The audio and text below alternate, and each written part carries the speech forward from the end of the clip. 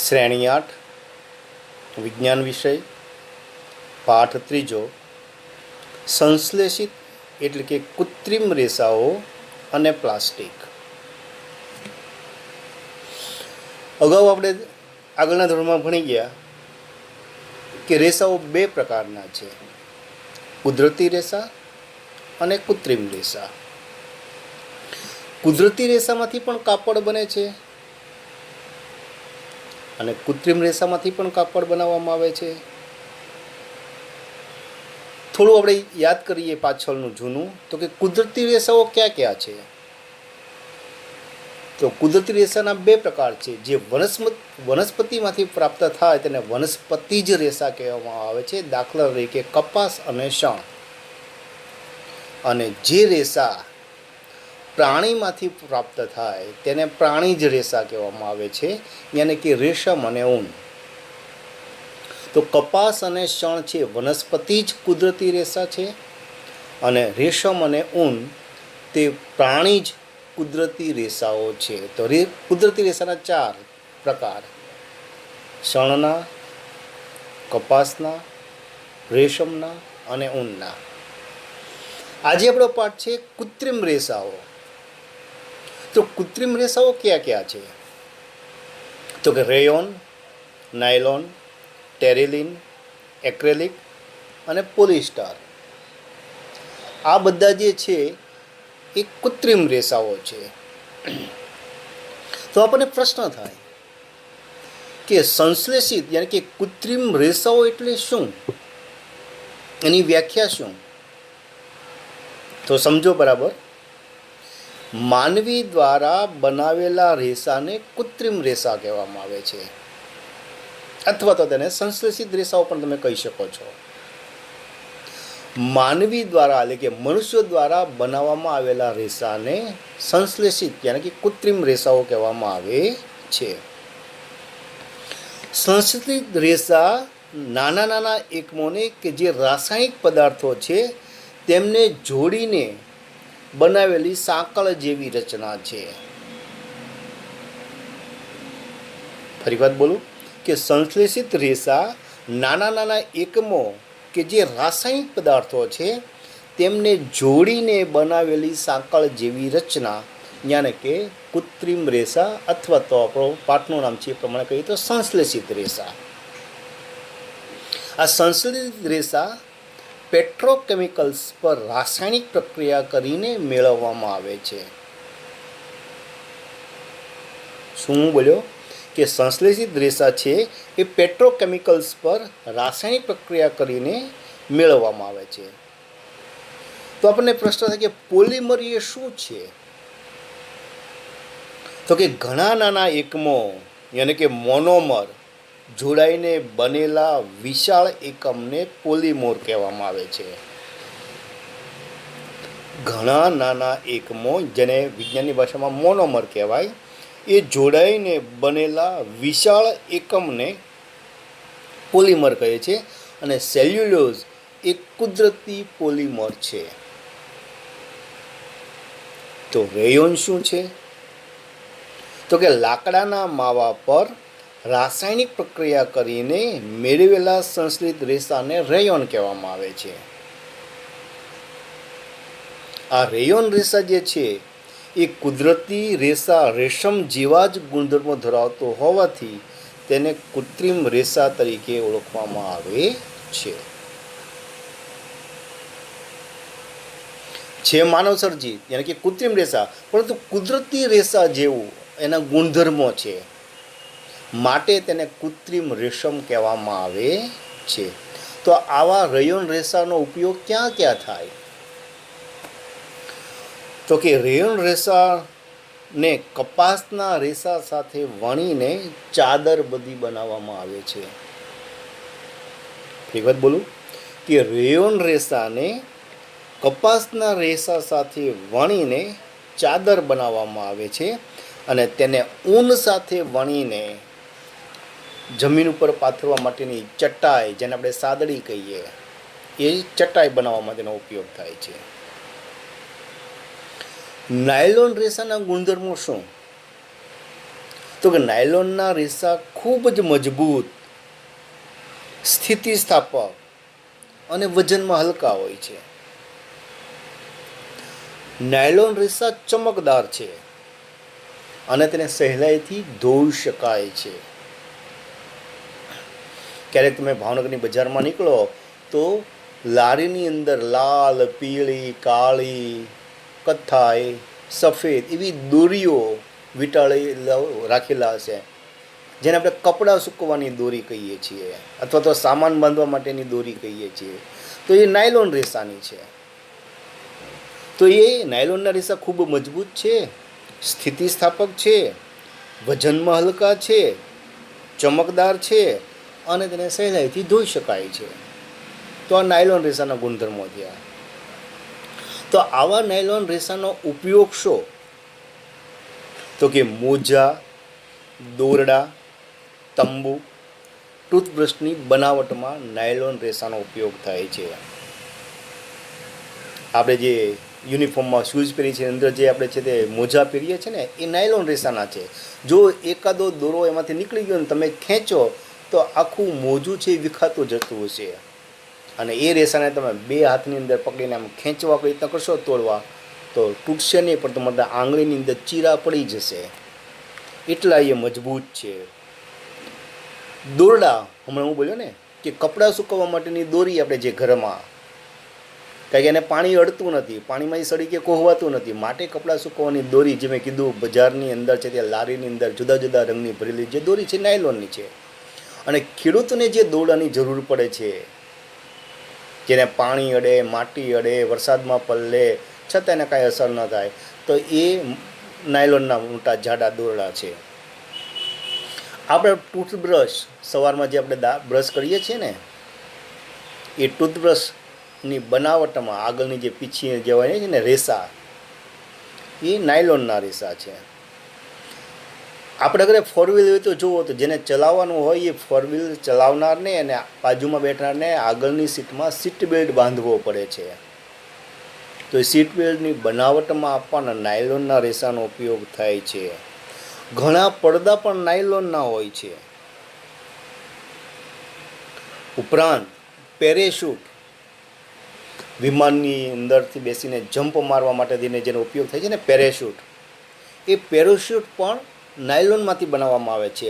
અને પર્વતારોહણ માટેના મજબૂત દોરડા, જે લોકો પર્વતારોહણ કરે છે, જે દોરડાનો ઉપયોગ કરે છે, એ છે તે ઉપર પર્વતની ટોચ ઉપર કોઈ ઝાડવું કે કોઈ મોટા પથ્થરની સાથે દોરડો બાંધી દે અને પછી નીચે રહેલા સાહસવીરો, પર્વતારોહકો એ દોરડું પકડીને પર્વત ઉપર ચડતા હોય છે. તો એમાંય મજબૂતાઈવાળું દોરડાની જરૂર પડે, તો એ નાયલોનના રેસાનો દોરડાનો ઉપયોગ કરે છે. આગળ વાત જોઈએ તો કે પોલિએસ્ટર કાપડ, જે કૃત્રિમ રેસા જે છે, આ નાયલોન છે પણ કૃત્રિમ રેસા છે ને રેયોન પણ કૃત્રિમ રેસા છે. આપણે જ વાત કરવાની છે કૃત્રિમ રેસાઓની, અને વાત પછી કરશું પ્લાસ્ટિકની. તો પોલિએસ્ટરના ગુણધર્મો શું છે? તો કે પોલિએસ્ટર રેસામાંથી બનાવેલા કપડામાં કરચલી પડતી નથી.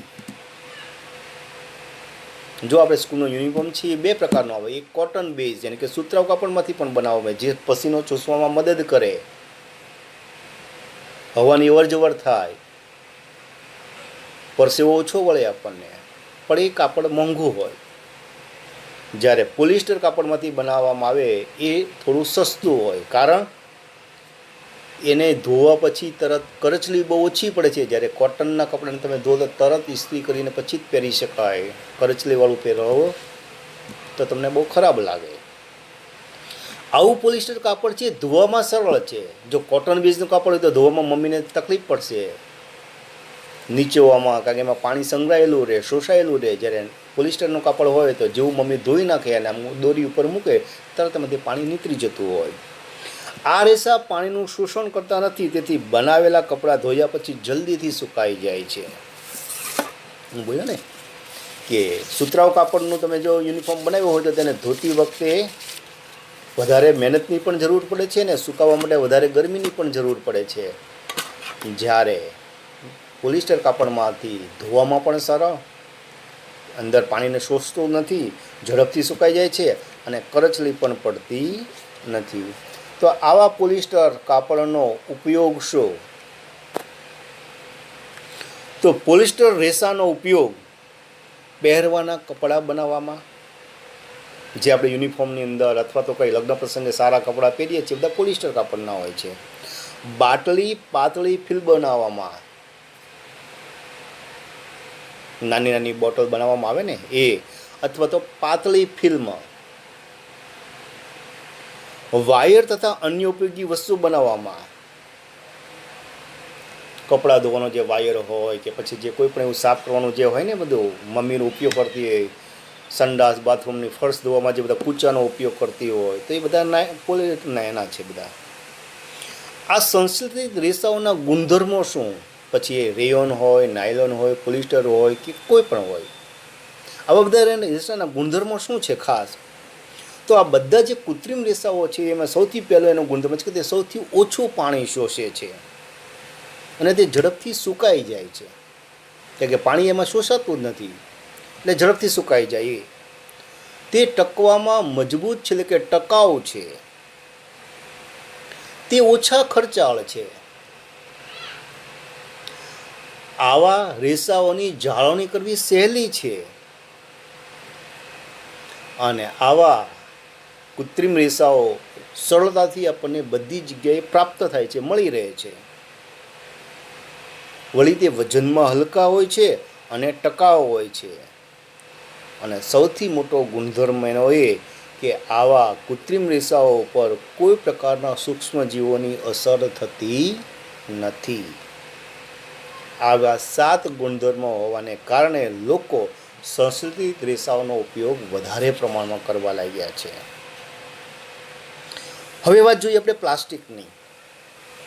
તો પ્લાસ્ટિકના 2 પ્રકાર છે, થર્મોપ્લાસ્ટિક અને થર્મોસેટિંગ પ્લાસ્ટિક. જો આજે પ્લાસ્ટિકનો જમાનો આવી ગયો છે. પહેલાં અમુક દાદાના સમયમાં તમે જુઓ, પૂછો દાદાને કે બાને, તો અમુક જગ્યાએ જ પ્લાસ્ટિકનો ઉપયોગ થતો. જ્યારે આજે મોટા ભાગે દરેક જગ્યાએ પ્લાસ્ટિકનો ઉપયોગ થવા માંડ્યો. દાદાના સમયમાં છે તે તાંબા પિત્તળના વાસણમાં ભોજન કરવામાં આવતું. પછી જે તે કોઈ લગ્ન પ્રસંગે જાય તેની વાત કરું છું. પછી સ્ટીલના વાસણનો આવ્યા, હવે પ્લાસ્ટિકના વાસણ આવી ગયા. ઘરમાં ચમચી, બોટલ, લંચ બોક્સ, થર્મોસ બધા પ્લાસ્ટિકના. સુપડી, કચરો વાળવા માટેની, સાવરણી બધી પ્લાસ્ટિકનું. બારી બારણા પણ હવે છે તે વિશિષ્ટ પ્રકારના પ્લાસ્ટિકના બનાવવામાંથી આવે છે. આમ પ્લાસ્ટિક અત્ર તત્ર સર્વત્ર એનો ઉપયોગ લોકો કરવા માંડ્યા છે. તો પ્લાસ્ટિકના મુખ્યત્વે 2 પ્રકાર મેં કીધા, થર્મોપ્લાસ્ટિક અને થર્મોસેટિંગ પ્લાસ્ટિક. તો બેનો તફાવત આપણે સમજીએ. તો થર્મોપ્લાસ્ટિકમાં એકમોની ગોઠવણી રેખિક હોય છે, એમ સીધી લાઈનમાં હોય છે. પહેલાંની પછી બીજું, બીજાની ત્રીજું, ત્રીજાની ચોથું, પાંચમું, આમ સીધી રેખિક ગોઠવણી હોય છે. જ્યારે થર્મોસેટિંગ પ્લાસ્ટિકમાં એકમોની ગોઠવણી અરેખિક હોય છે. આડી પણ હોય, ઊભી પણ હોય, જેને આપણે અંગ્રેજીમાં કહીએ ક્રોસ લિંક. તો બંનેનો મુખ્ય તફાવત એ કે થર્મોપ્લાસ્ટિકના એકમોની ગોઠવણી રેખિક એટલે કે સીધી લાઈનમાં હોય છે, ત્યારે થર્મોસેટિંગ પ્લાસ્ટિકની રેખિકની એકમોની ગોઠવણી અરેખિક હોય છે, આડી અને ઊભી ક્રોસ લિંકમાં હોય છે. થર્મોપ્લાસ્ટિકને ગરમ કરતાં તે નરમ બને છે, જ્યારે થર્મોસેટિંગ પ્લાસ્ટિક જે છે તેને એકવાર આકારમાં ઢાળ્યા પછી ગરમ કરતાં તે ફરી નરમ બનતું નથી. ત્રીજો મુદ્દો કે થર્મોપ્લાસ્ટિકના આકારમાં ફેરફાર કરી શકાય છે, ત્યારે થર્મોસેટિંગ પ્લાસ્ટિકના આકારમાં ફેરફાર કરી શકાતો નથી. તો થર્મોપ્લાસ્ટિકના કયા કયા ઉદાહરણો છે? તો કે પોલિથીન, પીવીસી. જો આપણી દૂધની, છાશની, દહીંની જે કોથળીઓ હોય છે પોલિથીનની હોય છે. પીવીસી અત્યારે ચોમાસાની સિઝન આવે એટલે ચોમાસામાં પહેરવા માટેના સ્પેશિયલ જે ચપ્પલ આવે છે જે એ પીવીસીમાંથી બનાવવામાં આવે છે. પાણી છાંટવાની નોઝર એ પીવીસીમાંથી બનાવવામાં આવે છે. તો આ બધાના આકારમાં આપણે ફેરફાર કરી શકાય છે. પ્લાસ્ટિકનું જબલું જે હોય એને તમે વાળો તો વળી જાય. રબરના જે પ્લાસ્ટિકના ચપ્પલ આવે તેને આમ વાંકો ચકો કરો તો વળી શકે, તેના આકારમાં ફેરફાર કરી શકાય છે. જ્યારે બેકેલાઇટ, મેલેમાઇન, થર્મોસેટિંગ પ્લાસ્ટિકના ઉદાહરણો છે આ બેકેલાઇટ અને મેલેમાઇન. તો બેકેલાઇટ એટલે કે આપણે ઇલેક્ટ્રિકની બધી સ્વિચો જે પ્લાસ્ટિકની છે એ બેકેલાઇટમાંથી છે, એના આકારમાં ફેરફાર કરી શકાતો નથી. જો આકારમાં ફેરફાર કરવા જઈએ તો સ્વિચ તૂટી જાય. અને મેલેમાઇન જે આપણે બુફેમાં જમવા જઈએ ત્યાં ડીશ જે આપવામાં આવે છે પ્લાસ્ટિકની, થાળી, વાટકો, ચમચી, એ બધું મેલેમાઇનનું છે, જેને પણ આપણે આકારમાં ફેરફાર કરી શકતા નથી. જો આકારમાં ફેરફાર કરવા જઈએ તો એ તૂટી જતું હોય છે. પહેલાંના જમાનામાં અનાજનો સંગ્રહ કરવા માટે થઈને વિશિષ્ટ પ્રકારના માટીના બનાવેલા પાત્રો હતા, કોઠી જેને કહેવાતી. પછી તાંબા પિત્તળના આવ્યા, પછી એલ્યુમિનિયમની આવ્યા ટીપડા, લોખંડના ટીપડા આવ્યા. પણ આજના સમયમાં હવે લોકો અનાજનો સંગ્રહ કરવા માટે થઈને પ્લાસ્ટિકના પાત્રોનો ઉપયોગ કરવા લાગ્યા છે. તો શા માટે ભાઈ? તો પ્લાસ્ટિકના પાત્રો અનાજ સાથે પ્રક્રિયા કરતા નથી. બીજી કોઈ ધાતુ ના હોય ને અંદાજ કે અનાજ ભર્યું હોય તો એની સાથે કદાચ રાસાયણિક પ્રક્રિયા થવાનો સંભવ રહે. જ્યારે પ્લાસ્ટિકના જે પાત્રો હોય એમાં કોઈ અનાજ ભર્યું હોય તો એ અનાજની સાથે પ્લાસ્ટિક રાસાયણિક પ્રક્રિયા કરતું નથી.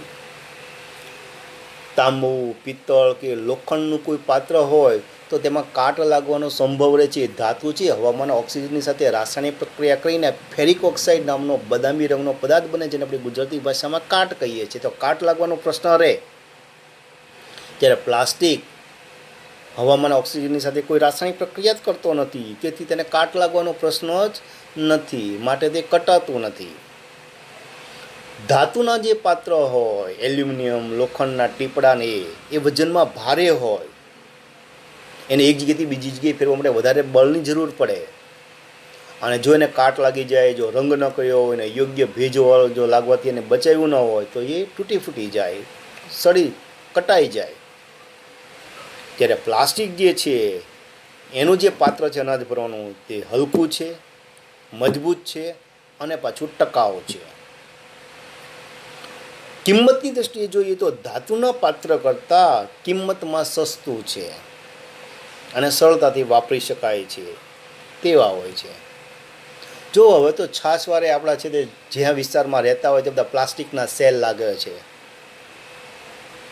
અમે ભણતા ત્યારે લંચ બોક્સ છે અમારા કાં સ્ટીલનું આવતું ને કાં છે તે બીજે કોઈ પણ ધાતુનું આવતું, જ્યારે અત્યારે તમારા લંચ બોક્સ બધાના પ્લાસ્ટિકના થઈ ગયા. વોટર બેગ પ્લાસ્ટિકના, શીશાની. તો એ બધું ફેરફાર જો તમે પ્લાસ્ટિક જગ્યાએ તમે કોઈ પણ જગ્યાએ પ્લાસ્ટિકની ઘર વપરાશની ચીજોનું તમે દુકાનમાં જાઓ અથવા તો સેલમાં તો જાઓ તો તમારું મગજ કામ ન કરે, એટલી બધી વસ્તુઓ પ્લાસ્ટિકમાંથી બનવા માંડી છે ને લોકો આરામથી એનો ઉપયોગ કરવા માંડ્યા છે. કિંમતમાં સસ્તું, ટકવામાં મજબૂત, કાટ લાગે નહીં, રાસાયણિક પ્રક્રિયા કરે નહીં, વજનમાં હલકું અને સરળતાથી તેને ફેરવી શકાય. તમારા છે તે પાઉચ છે તે પ્લાસ્ટિકના, સંચો પ્લાસ્ટિકનો, પેન પ્લાસ્ટિકની, તમારા ચપ્પલ પ્લાસ્ટિકના, બેસવા માટેના ટેબલ ખુરશી પણ આપણા ઘરમાં પ્લાસ્ટિકના, જમવા માટેની ડીશ કે આ તે હોય તે પ્લાસ્ટિકનો. જુઓ કેટલી જગ્યાએ પ્લાસ્ટિકનો ઉપયોગ થવા મળ્યો છે. તો પ્લાસ્ટિકનો ખૂબ જ ઉપયોગ થવા મળ્યો છે. તો આપણે એક મુદ્દો જોઈને કે પ્લાસ્ટિકને કાટ લાગતો નથી, તો પ્લાસ્ટિકને કાટ ન લાગવાનું કારણ શું? તો એ આપણે જોઈએ કે પ્લાસ્ટિક હવા કે પાણી સાથે કોઈ જ પ્રતિક્રિયા આપતું નથી. આ કારણે પ્લાસ્ટિકમાંથી બનાવેલા સાધનને કાટ લાગતો જ નથી. કોઈ પણ ધાતુ હોય એ હવાના ઓક્સિજનની સાથે રાસાયણિક પ્રક્રિયા કરે તો કાટ લાગવાનો સંભવ છે, પણ પ્લાસ્ટિક તો હવાના સાથે કોઈ પ્રકારનો રાસાયણિક પ્રક્રિયા કરતું જ નથી, પછી કાટ લાગવાનો ક્યાં પ્રશ્ન જ છે. માટે પ્લાસ્ટિક કટાતું નથી. હવામાં લાંબો સમય સુધી ખુલ્લું રાખતા તે વિઘટન પામતું નથી. લોખંડનું ટીપડું હોય કે એલ્યુમિનિયમનું ટીપડું હોય, એને વરસાદ પડે, છાંટા ઓળે કે ભેજ લાગે, રંગ ન કર્યો હોય તો એ ધીમે ધીમે કટાવા મળે છે. આપણા ઘરમાં તમે એવું કટાઈ ગયેલું તમે પાત્ર જોયા છે, તગારું ડોલ ને એવું. પણ હવે તો એ તગારા ડોલ પણ પ્લાસ્ટિકના આવવા મળ્યા છે. ડસ્ટબિન પણ આપણી પ્લાસ્ટિકની કચરા પેટી છે ને. તો હવામાં લાંબો સમય ખુલ્લો રાખવા છતાં પણ તે વિઘટન પામતું નથી અને તેમાં રાખેલા રસાયણો અન્ય પદાર્થોની સાથે તે રાસાયણિક પ્રક્રિયા અનુભવતું નથી. દાખલા તરીકે પોલિથીન, જે આપણે મેં કીધું ને દૂધની, છાશની ને દહીંની જે કોથળીઓ આવે છે પોલિથીન પ્લાસ્ટિકની છે.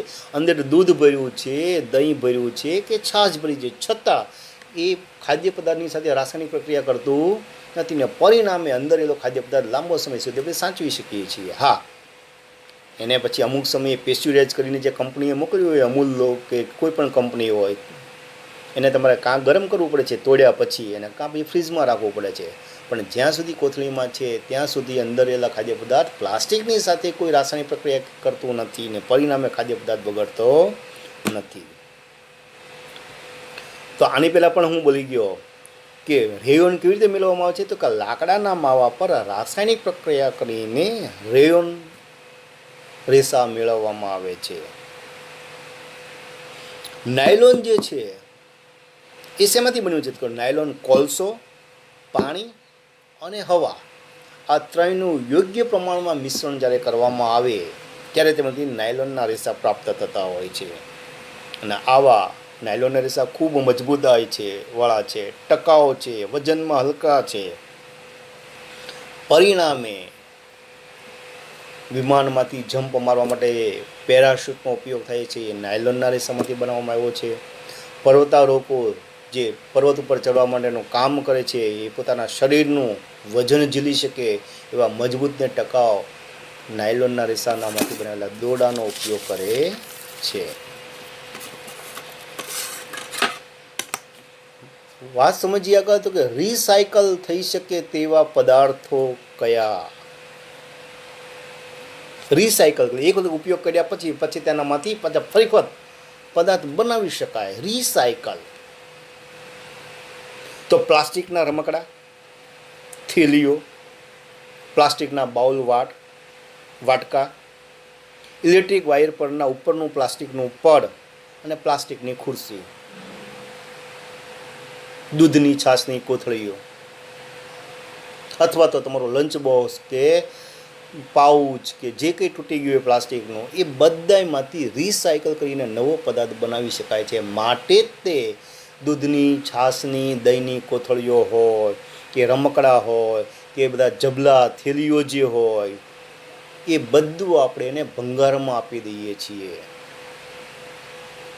અને એ ભંગારમાંથી એને પ્લાસ્ટિકને ઓગાળીને પાછળમાંથી અન્ય નવા પદાર્થો બનાવવામાં આવે છે, જે મોટાભાગના સેલની અંદર બહુ સસ્તું મળે છે ને.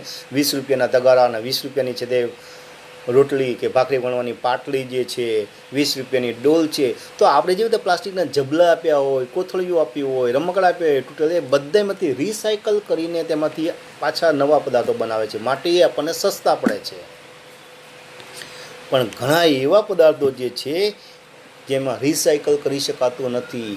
દાખલા કે ટેલિફોનના ઉપકરણો, આપણો મોબાઈલ હોય કે પહેલાંના દાદાના સમયમાં લેન્ડલાઇનના ટેલિફોનના ડબલા આવતા, નીચે હોય ક્રેડલ ઉપર મૂકેલું રિસીવર હોય, આપણો મોબાઈલની છે તે ઉપરની બોડી હોય, એ એક વખત વાપર્યા પછી જે તૂટી ફૂટી જાય તો એમાંથી પાછું છે તે નવું બનાવી શકાતું નથી. કુકરના હેન્ડલ જે એબોનેટના બનાવેલા હોય છે ને, કાળા રંગના, કે જેથી મમ્મી આરામથી કુકરને ઉપાડીને મૂકી શકે નીચે કે લઈ શકે ગરમ હોવા છતાં. તો કોઈ પણ રસોઈના જે પાત્રો હોય, વઘારિયું હોય, કુકર હોય, ઢોકળિયું હોય, ઈડલિયું હોય, જે હોય એના હાથા બધા પ્લાસ્ટિકના હશે, કાળા રંગના, એબોનેટના. તો એ જ્યારે તૂટી જાય તો પછી એનો ઉપયોગ કરી શકાતો હતો. બોલ પોઈન્ટ પેન અને આપણી ઇલેક્ટ્રિક સ્વિચ, જે એક વખત તૂટી ગયા પછી ફરી વખત તેમાંથી ઉપયોગ એનો કરી શકાય એવું રિસાયકલ કરી શકાતું નથી. તો આપણે રોજિંદા વ્યવહારમાં 4 Rનો સિદ્ધાંત આવેલો છે. 4R જેને કહેવામાં આવે છે.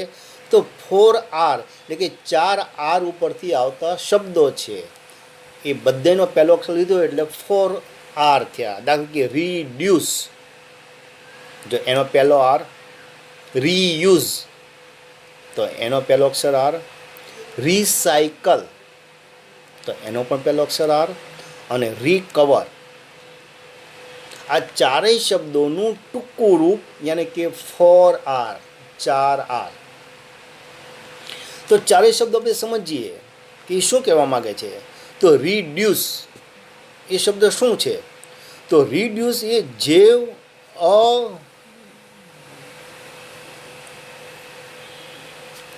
અઘટનીય પદાર્થોનો વપરાશનો ઘટાડો. જે અવેદનીય પદાર્થો જે છે એનો ઉપયોગ તમે ઘટાડો એ રીડ્યુસ કહેવામાં આવે છે. રીયુઝ શું કહેવામાં આવે છે કે એક જ પદાર્થનો વારંવાર ઉપયોગ કરો. રીયુઝ, યુઝ એટલે કે ઉપયોગ કરો, રી એટલે કે ફરીવાર. તો એક જ પદાર્થનો વારંવાર ઉપયોગ કરો. રિસાયકલ ત્રીજો શબ્દ. તો રિસાયકલ કરી શકાય તેવી વસ્તુઓ હંમેશા વાપરો. એક વખત વાપર્યા પછી એ પદાર્થમાંથી પછી નવો પદાર્થ બની શકે, તેને રિસાયકલ કીધું. આપણે કીધું ને, પ્લાસ્ટિકના રમકડા, થેલીઓ, પ્લાસ્ટિકના બાઉલ, વાડકા, ઇલેક્ટ્રિક વાઇપરના પ્લાસ્ટિકના કાપડ અને પ્લાસ્ટિકની ખુરશી જે બધી તૂટી ફૂટી જાય તો આપણે ભંગારમાં આપી દઈએ છીએ. એ લોકો એમાંથી પાછા રીયુઝ કરીને, રિસાયકલિંગ કરીને એમાંથી નવા પદાર્થ બનાવી. તો રિસાયકલ કરી શકે તેવા પદાર્થોનો વસ્તુઓ વાપરો. અને રિકવર એટલે શું? તો કે વાપરી શકાય તેવી વસ્તુઓને ફરી પ્રાપ્ત કરો.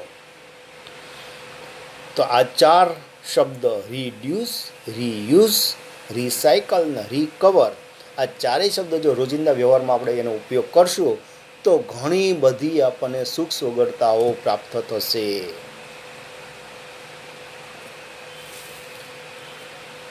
હવે આપણને એક થાય કે મમ્મી જ્યારે રસોઈ બનાવવા રસોઈ ઘરની અંદર જાય કિચનમાં, ત્યારે છે તે આપણે લગ્ન પ્રસંગે કે દિવાળીમાં જે એવા ભારે કિંમતી કપડાં પહેરીએ છીએ એવા રેશમી કપડાં, કૃત્રિમ રેસાઓના બનેલા કપડાનો ઉપયોગ કરતી નથી.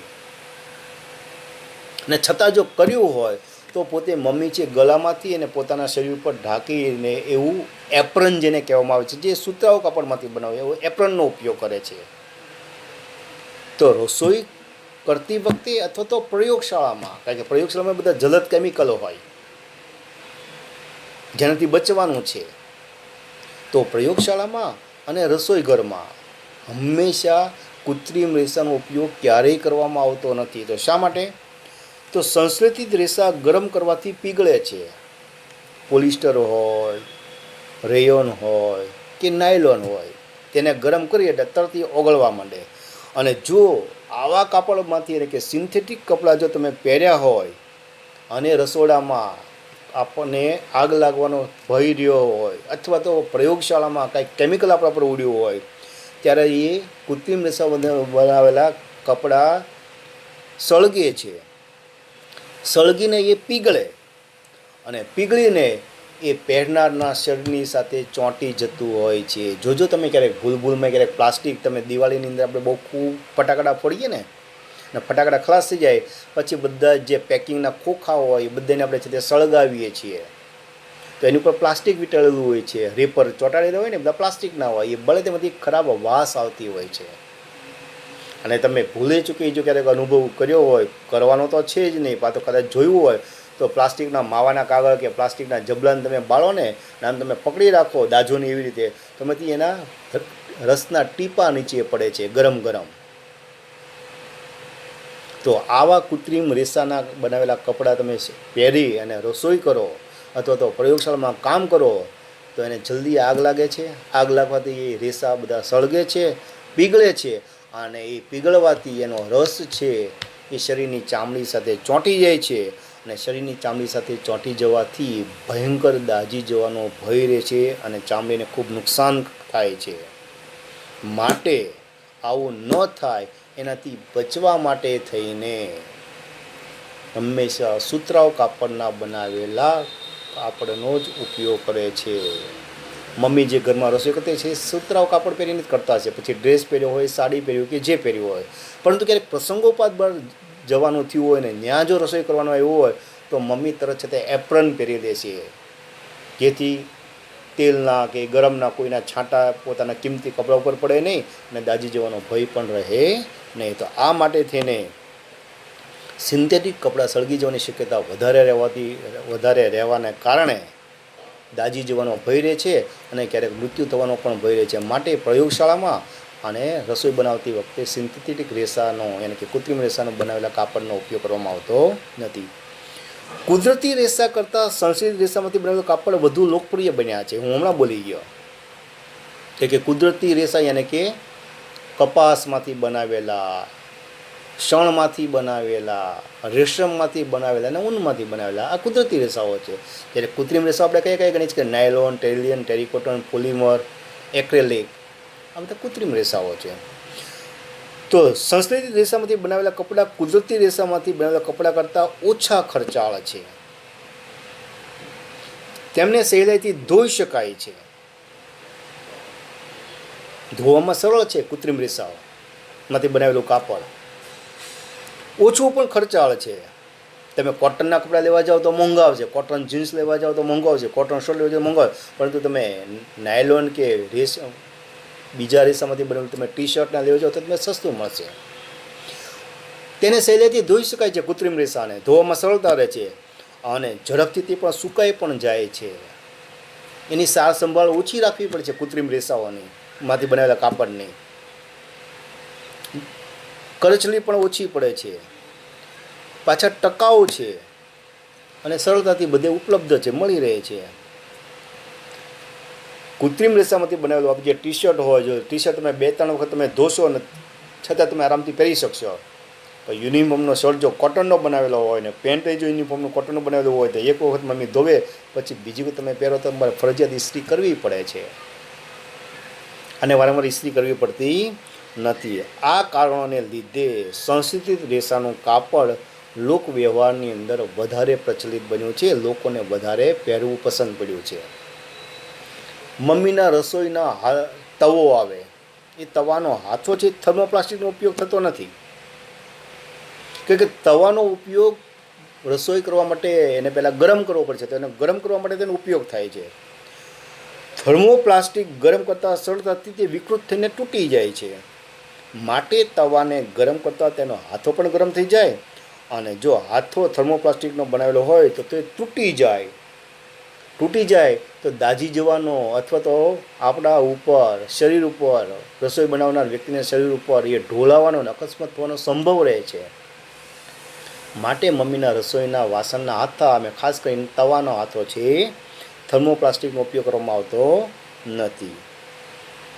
બીજો એક શબ્દ તમારા પાઠમાં આવે છે PET, ગુજરાતીમાં બોલીએ તો પેટ. તો એ શું છે અને તેનો ઉપયોગ શું? તો પેટ જે છે PET, આપણું આ પેટ નહીં હો, PET પેટ. એ PET પોલિસ્ટરનું એક જાણીતું સ્વરૂપ છે અને તેનો ઉપયોગ છે બધી બોટલો બનાવવામાં, વાસણો બનાવવામાં, પાતળી ફિલ્મો બનાવવામાં અને વાયર બનાવવામાં ઉપયોગ થતો હોય છે. તો એક શબ્દ આપણે રહી ગયો તો કે એક્રેલિક રેસાઓ જે છે, જે દેખાવમાં ઊન જેવા છે, તેનો ઉપયોગ શું છે? તો કુદરતી રેસા જે ઊન અને રેશમ જે છે કુદરતી રેસા છે, એના બદલામાં સ્વેટર, શાલ અને ધાબળા વગેરે બનાવવા માટે એક્રેલિક રેસાનો ઉપયોગ થાય છે અને આ રેસાઓ છે ઊન કરતાં સસ્તા છે, માટે તેનો ઉપયોગ કરવામાં આવે છે. જે આપણે ક્યારે ગધેડી એપ્રિલની અંદર ઓલા તિબેટિયન લોકો આવે છે ને ગરમ કપડાં વેચવા માટે થઈને, લોકો એને ચીનાઓ કહે, ભાઈ ચીના નથી, એ તિબેટ દેશના છે. તિબેટિયન લોકો જે છે, જે આપણા હિન્દુસ્તાનના લોકો એવા લાગે છે. હા, એનો રંગ રૂપ આંખોનો એ બધું જે અલગ આપણાથી પડે છે, પરંતુ એ ચીના લોકો નથી, તિબેટિયન લોકો છે. તો એ જે વેચવા માટે તેને આવે છે ગરમ વસ્તુઓ, એની અંદર એક્રેલિક રેસાઓનો ઉપયોગ થયેલો હોય છે.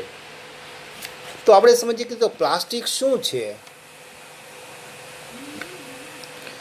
તો પ્લાસ્ટિકના એકમની ગોઠવણી કેવી રીતે થયેલી હોય છે?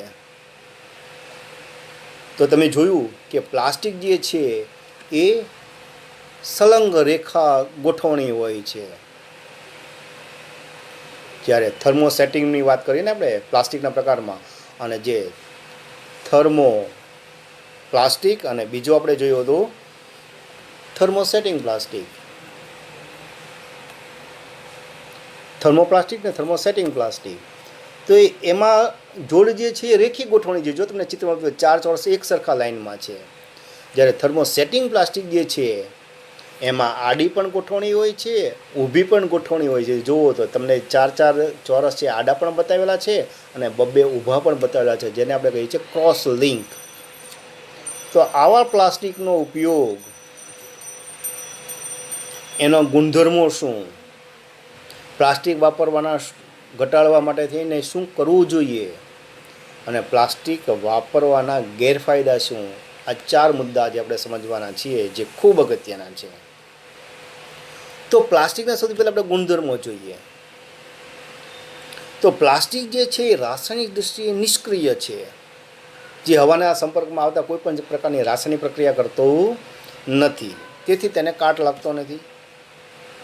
બીજું, પ્લાસ્ટિક વજનમાં હલકું છે, મજબૂત છે અને ટકાઉ છે.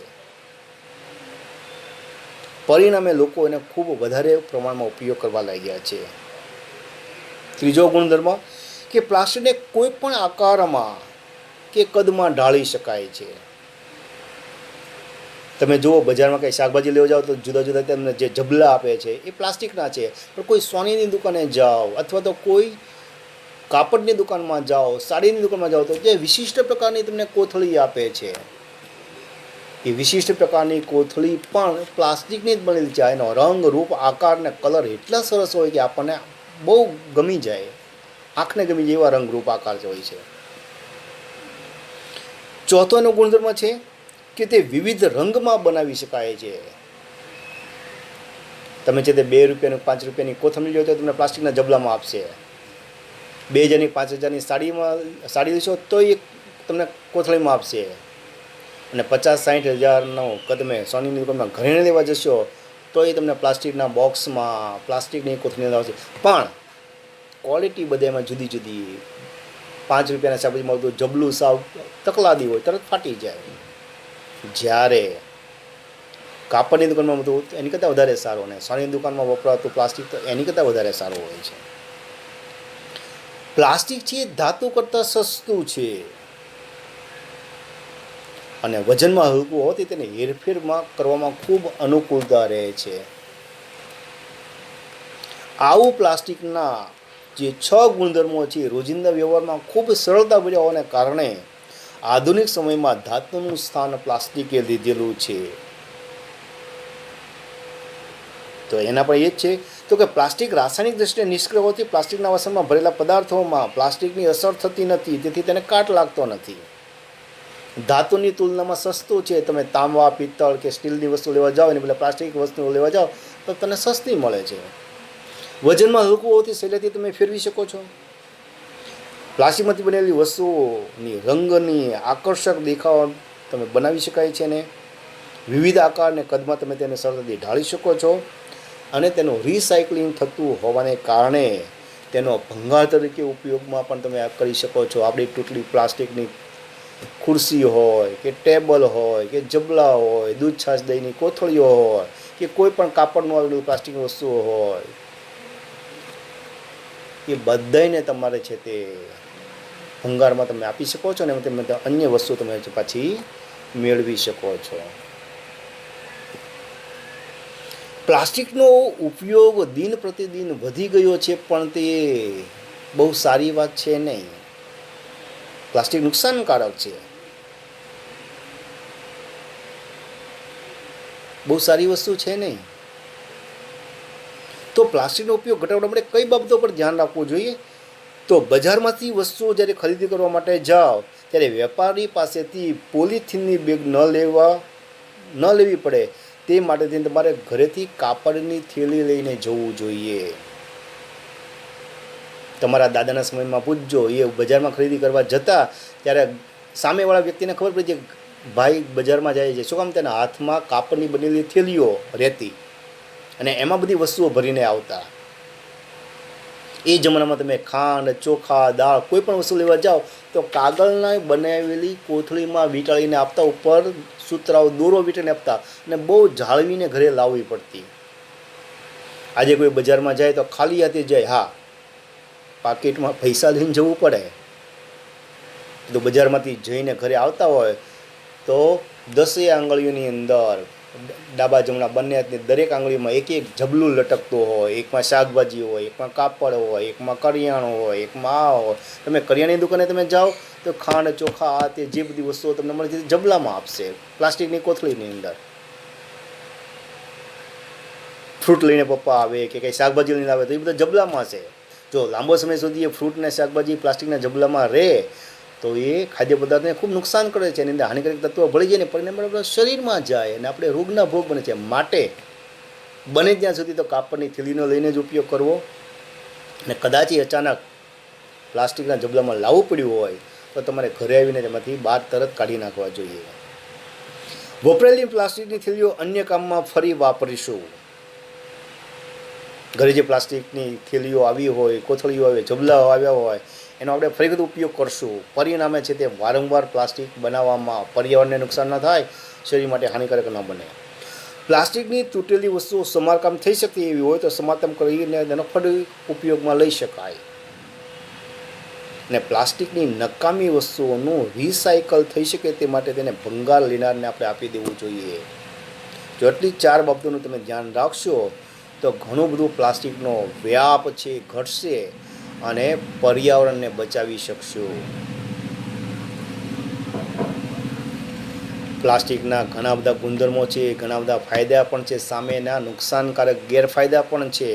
તો પ્લાસ્ટિકના ગેરફાયદા શું?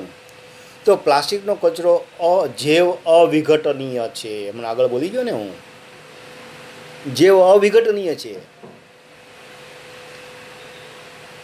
એનો નાશ થતો જ નથી પ્લાસ્ટિકનો. જમીનમાં વપરાયેલો પ્લાસ્ટિકનો કચરો, દટાયેલો કચરો વર્ષો સુધી એની સ્થિતિમાં રહીને જમીનને પ્રદૂષિત કરે છે. તમારા ઘરમાં શાકભાજી લાવ્યા હોય કે ફળ લાવ્યા હોય, એ છે તે પ્લાસ્ટિકમાં લાવ્યા હોય જબલાની અંદર, અને પછી રીંગણાના ડીટીયા, બટેટાના છિલકા કે કોબીના છે તે ડીટીયા ને એવું બધું જે લાવ્યા હોય એ મમ્મીમાં રસોઈ કરીને પછી એ બધો કચરો છે તે બહાર આપણે ફેંકી દઈએ છીએ. જો તમારા શેરીની અંદર આરસીસી રોડ કે બ્લોક નાખેલા હોય તો કંઈ પ્રશ્ન નથી રહેતો, પરંતુ જો કાચો રસ્તો હોય તો એ જમીનની સાથે ચોંટી જાય. જમીનની સાથે ચોંટી જવાને કારણે ધીમે ધીમે એ જમીનમાં દટાય, અને દટાય એટલે શું થાય? બહુ ભયંકર નુકસાન થાય. ઉપરથી જે વરસાદનું પાણી પડે ને જમીનમાં વરસાદનું પાણી વહેતું જ્યારે જાય ત્યારે જો વચ્ચે પ્લાસ્ટિક આડું આવી ગયું તો એટલા ભાગમાં પાણી જમીનમાં શોષાતું નથી. પરિણામે પૃથ્વીના નીચે પાણીનું પ્રમાણ ઘટે છે. આપણે જે ખાદ્ય પદાર્થો વાપર્યા હોય ને બાકીના અખાદ્ય જે પદાર્થો હોય, રીંગણાના ડીટીયા, બટાકાની છાલ, કોબીના નકામા પાંદડા હોય કે પછી ભીંડાના ડીટીયા હોય, આવું બધું વાપરીને છે તે આપણે બહાર ફેંકી દઈએ છીએ. અને જે ગાય, ભેંસ, બકરી જેવા પ્રાણીઓ એ ખાદ્ય પદાર્થોના લોભમાં ખાય અને એના શરીરમાં પણ એ સાથે પ્લાસ્ટિક જાય, અને એ પશુઓના પેટમાં જવાથી પણ ભયંકર નુકસાન થતું હોય છે. પેપ્સી, થમ્સઅપ, કોકાકોલા જે બધા કોલ્ડ ડ્રિંક્સ પીએ છીએ નુકસાનકારક જ છે, ભયંકર. પણ છતાં કોઈક વખત આપણે સંજોગો વરસાદ પીએ, કંઈક બર્થડે હોય, કંઈક મેરેજ ડે હોય મમ્મી પપ્પાનો, અથવા કંઈક બહાર ગયો તો ક્યારેક પીવાય, ન પીવાય નહીં, પણ વારંવાર પીવું શરીર માટે નુકસાન કરે. તો એ બધી બોટલો પ્લાસ્ટિકની બનેલી છે, અને એની અંદર એનું આવું પીણું જે છે એ માનવીના સ્વાસ્થ્યને નુકસાન પહોંચાડે છે. પ્લાસ્ટિકનું દહન ધીમું થાય છે અને સરળતાથી સંપૂર્ણ દહન થતું નથી. અને પ્લાસ્ટિકના દહન દરમિયાન ઘણા ઝેરી ધુમાડા વાતાવરણમાં ભળીને વાતાવરણને પ્રદૂષિત કરે છે. તમારા ઘરની આજુબાજુ પેલા શેરી સાફ કરવાવાળા સફાઈ કામદારો આવતા હોય તો એ બધો કચરો ભેગો કરે, પછી એને છે તે રીંગણા ડીટીયાના છિલકા હોય, શાકભાજી હોય, કાગળ હોય, માવાના કાગળ હોય, ઝાડના પાંદડા હોય, ને આવા પ્લાસ્ટિકના જબલા હોય, બધું ભેગું કરીને બાળે. અને બાળવાથી જે પાંદડા હોય ને એ બધું બળી જાય બરાબર છે, બધું જે પ્લાસ્ટિક હોય જે અંદર બળે ત્યારે એમાંથી ભયંકર વાસ આવતો હોય છે અને પરિણામે વાતાવરણ પ્રદૂષિત થતું હોય છે. તો બાળ દોસ્તો, પ્લાસ્ટિકના જેટલા વાપરવાના ફાયદા પણ છે એટલા સામે ગેરફાયદા પણ છે. પ્લાસ્ટિક અત્યારના સમયમાં ખૂબ લોકપ્રિય બનેલું છે. સંસ્કૃતિક રેસાઓ પણ ખૂબ લોકપ્રિય બનેલા છે, પરંતુ સામે રાખવાની સાવચેતીઓ પણ ધ્યાનમાં રાખવાની જ એટલી જરૂરિયાત છે. આવું પ્લાસ્ટિક બાળવાથી પર્યાવરણને પારાવાર નુકસાન થાય છે. ગ્લોબલ વોર્મિંગ, અનબેલેન્સ જેને કહીએ છીએ, કુદરતી અસંતુલન, પરિણામે આપણે ઋતુનો કોઈ અનુભવ ચોક્કસ કરી શકતા નથી. આપણા દાદા છે એ શિયાળામાં કડકડતી ઠંડીનો અનુભવ કરતા, ઉનાળામાં બળબળતા બપોરનો એટલે કે તડકાનો અનુભવ કરતા, ને ચોમાસામાં ધોધમાર વરસાદનો અનુભવ કરતા. પણ આજે તો ઋતુ જેવું કંઈ રહ્યું જ નથી. શિયાળામાં સવારમાં તમને ઠંડી લાગતી હોય, નિશાળે જે છૂટીને ઘરે જાઓ એ તમે જર્સીને સ્વેટર જે ઘરે પ્રાણે પહેરાવ્યા હોય તમને બધા કાઢી નાખ્યા હોય ગરમી, અને ક્યારેક તો સાંજ પડે ત્યાં માવઠું પણ આવે. તો દાદાને એક ઋતુમાંથી બીજી ઋતુમાં જવા માટે તેને 4-4 મહિનાની જરૂર પડતી. આપણે એટલો બધો વિકાસ કર્યો છે કે આપણે 24 કલાકમાં 3 ઋતુનો અનુભવ કરીએ છીએ. સવારમાં ઠંડી, બપોરે માથું દુખવાડી દે એવી ગરમી, અને ક્યારેક સાંજે આવા માવઠા પણ આવે. જો પહેલાં આવા વાવાઝોડા નહોતા, દરિયામાં છે તે પૂર આવતો જેને આપણે સુનામી કહીએ છીએ, તો એવું પણ નહોતું. આજે બધું થવા મળ્યું છે. ગ્લોબલ વોર્મિંગ, કુદરતી અસંતુલનને કારણે, અને કુદરતી અસંતુલનને ખોરવવા માટે થઈને, કુદરતી સંતુલન ખોરવીને તેને અસંતુલન કરવા માટેનો સૌથી વધારે જો ફાળો હોય તો મનુષ્યનો. કોઈ ગાય, ભેંસ, હાથી, ઘોડા, વાઘ, સિંહ, ચિત્તા, દીપડા કોઈ એવું ક્યાંય કરવા જાય છે? નહીં, આપણે જ કરીએ છીએ. વૃક્ષો ઉગાડતા નથી, વૃક્ષો કાપી નાખીએ છીએ. કેટલા બધા વાહનો વધી ગયા, એ બધાનો ધુમાડો વાતાવરણમાં ભરે, પરિણામે છે તે વાતાવરણ પ્રદૂષિત થાય. મિલો, કારખાના બધાનો ધુમાડો જાય. આ બધુંને લીધે ગ્લોબલ વોર્મિંગ. તો દોસ્તો યાદ રાખો,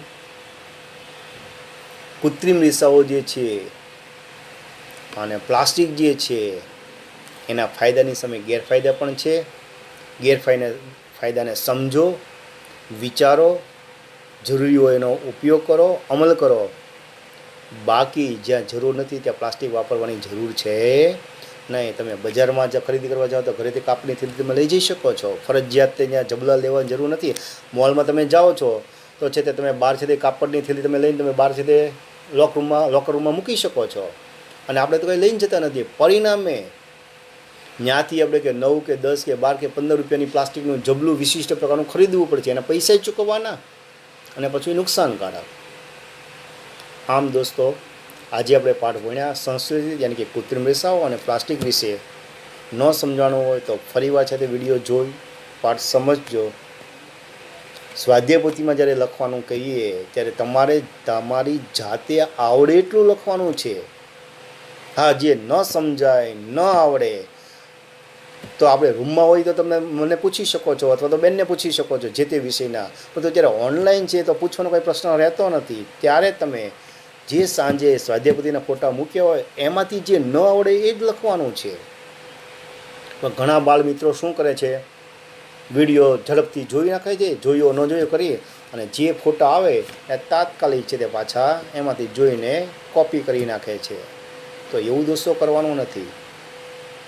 જાતે લખવાનું, સમજાય એટલું લખવાનું. ન સમજાય તો ફોટામાં વિડીયો મોબાઈલમાં મૂક્યા હોય ફોટા, એમાં જોઈને લખવાનું. જે લોકો એ ચેકચાક વગરનું સ્વચ્છ અને સુંદર અક્ષરે, મમ્મી પપ્પાએ કીધું ચાલો સાંજ હું આવું છું તે બધું લેસન થઈ જવું જોઈએ. આપણે સાંજ સુધી ક્રિકેટ રમતા હોય કે મોબાઈલમાં ગેમ રમતા હોય, ટીવી જોતા હોય, ને પપ્પાનો આવવાનો સમય થાય ને પછી લખવા બેસી, પછી ગરબડ ગોટા ને પ્રભુજી મોટા. ન અક્ષર તમે વાંચી શકો, ન શિક્ષક વાંચી શકે. ન તમે વાંચી શકો તો પેપરમાં પાકું કેવી રીતે કરશો? આપણે ટેસ્ટ લઈએ છીએ દર મહિને, 6 માસિક વાર્ષિક પરીક્ષા લઈએ, તેમાં તમે શું લખશો? માટે બાળ દોસ્તો, અત્યારે આપણી સ્કૂલ ચાલુ નથી એનો મતલબ એમ નથી કે તમારે આરામ જ કરવાનો છે, ખાઈ પીને તોફાન જ કરવાના છે, અને એકલું રમ્યા જ કરવાનું છે, અને મેચ જ જોયા કરવાની છે, ટીવીની અંદર કાર્ટૂન જોવાના છે, એવું નથી. શિક્ષકે મૂકેલા વિડીયો શાંતિથી વ્યવસ્થિત જુઓ. ન સમજાય તો ફરી વચ્ચે કે તમે જુઓ. તમારી જાતે સ્વાધ્યાય પોથીમાં લખો. ઘરે મમ્મી પપ્પાને પૂછી શકો, મોટા ભાઈ બહેનને પૂછી શકો, અને છતાં ન સમજાય તો તમે છે તેમાંથી ફોટા જોઈ જોઈ શકો. બાકી આપણે જાતે કરવાનું છે. આટલું ધ્યાનમાં રાખશો તો ખૂબ સરસ રીતે આપણો અભ્યાસ ઓનલાઈનનો પણ ચાલશે. જલ્દી ભગવાનને પ્રાર્થના કરીએ કે ઓનલાઈન શિક્ષણ બંધ થાય અને ઝડપથી આપણે રૂમની અંદર મળી શકીએ તેવી પરિસ્થિતિ સર્જાય અને સામસામે બેસીને આપણે પાઠનો અભ્યાસ કરી શકીએ. હવે મળશું પછીના પાઠમાં. ત્યાં સુધી સૌએ પોતાના શરીરને પણ સાચવવાનું છે, ખોટા ઉજાગરા કરવાના નથી, વધારે પડતું રમવાનું પણ નથી, તોફાન પણ કરવાના નથી, સાથે અભ્યાસ પણ કરતો રહેવાનો છે અને આપણું વિદ્યાર્થી તરીકેનું સાચું જીવન જીવવાનું છે. ફરી મળશું, ત્યાં સુધી આવજો.